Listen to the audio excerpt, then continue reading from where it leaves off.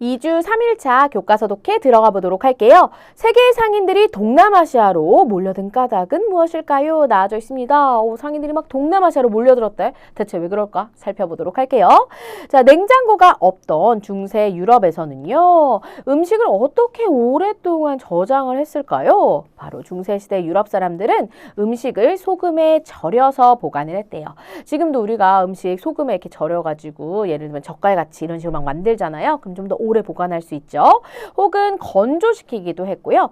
혹은 발효시킬 수도 있었습니다. 건조는 말리는 거, 그죠? 그럼 발효시키다 뭘까요?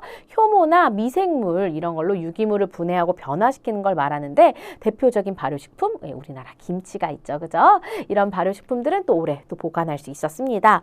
하지만 그렇다고 해도 아무래도 냉장고에 보관하는 거에 비해서는 음식이 많이 상할 수가 있겠죠, 그죠? 음식이 금방 상하고 또 맛이 아주 뛰어나지 않았대요. 이때 유럽 사람들에게 마법의 가루 향신료가 전해지게 됩니다. 향신료, 음식에 맵거나 향기로운 맛을 더하는 조미료예요. 대표적으로 후추가 이제 향신료라고 할 수가 있겠는데요. 요리를 할 때 이러한 향신료를 쓰니까 음식도 훨씬 맛있어졌고요. 또 음식을 오래 보관하는데도 효과가 좋았습니다. 그래서 향신료를 맛본 유럽인들은 이제 향신료를 넣지 않은 음식은 어딘가 허전하다라고 느꼈대요. 그죠? 우리도 음식에 이제는 향신료 당연히 많이 넣잖아요. 그죠? 없으면 허전합니다. 자, 근데 하지만 당시 향신료 너무 비쌌습니다. 왜냐하면 이슬람 상인들만 팔고 있었거든요. 그러다 보니까 그 가격이 금이나 은만큼이나 너무너무 비쌌어요. 그래서 유럽 사람들은 신앙로 개척을 통해서 이슬람 상인을 통하지 않고 직접 향신료를 얻으려고 했더라라는 내용 나와져 있습니다. 자, 세계의 상인들 중에 유럽 상인들은 왜 동남아시아로 갔겠어요? 그렇지요. 향신료를 얻고 싶었던 것입니다. 자, 여기에 향신료에 대한 내용 나와져 있었죠. 중세시대에 유럽에 향신료가 전해졌습니다. 향신료 덕분에 음식의 맛도 좋아졌고요. 그죠? 그리고 음식도 더 오래 보관할 수 있게 되었는데 아쉽게도 이슬람 상인들만 팔았기 때문에 너무나 비쌌더라라는 거. 그래서 신앙로 개척을 통해 향신료를 직접 얻고 싶어 했더라라는 내용 나와져 있었습니다. 자, 그렇다면 두 번째 문단 볼게요. 동남아시아 같은 경우에는요. 태평양과 인도양을 잇는 곳에 자리 잡고 있었습니다. 태평양에 우리 세계에서 가장 큰 바다가 태평양이고요. 인도양도 이제 큰 바다 중에 하나죠. 5대양 중에 하나인데요. 아시아 그리고 오스트레일리아, 아프리카 대륙과 남극 대륙에 둘러싸여져 있는 바다가 바로 인도양이 되겠습니다.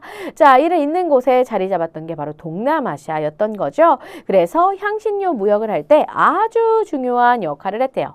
그 중에서도 이제 베트남의 호이안 같은 경우에는 중국 그리고 일본 상인들 또 그들은 물론 유럽의 포르투갈 그리고 네덜란드 상인들까지 찾아올 정도로 아주 큰 무역 항구였다고 합니다. 또 인도네시아 근처에 있는 말루크 제도 같은 경우에는요. 후추 그리고 계피 같은 값비싼 향신료가 많이 나는 곳이었어요. 그래서 포르투갈, 영국, 네덜란드 상인들은 이곳을 중심으로 아주 치열한 무역 전쟁을 펼쳤답니다. 그래서 말루크 제도 같은 경우에는요. 향신료의 제도라고 별명으로 불리기도 했답니다. 이 말루크 제도의 시장에서는 수십 개의 언어가 쓰일 정도로 정말 많은 나라 사람들이 방문을 했겠구나라는 거 우리가 유추해 볼 수 있겠죠. 얼마나 많은 나라에서 향신료를 사기 위해 말루크 제도에 왔는지 우리가 그 많은 언어를 쓴 걸 통해서 짐작할 수 있더라라는 거 살펴볼 수 있었죠.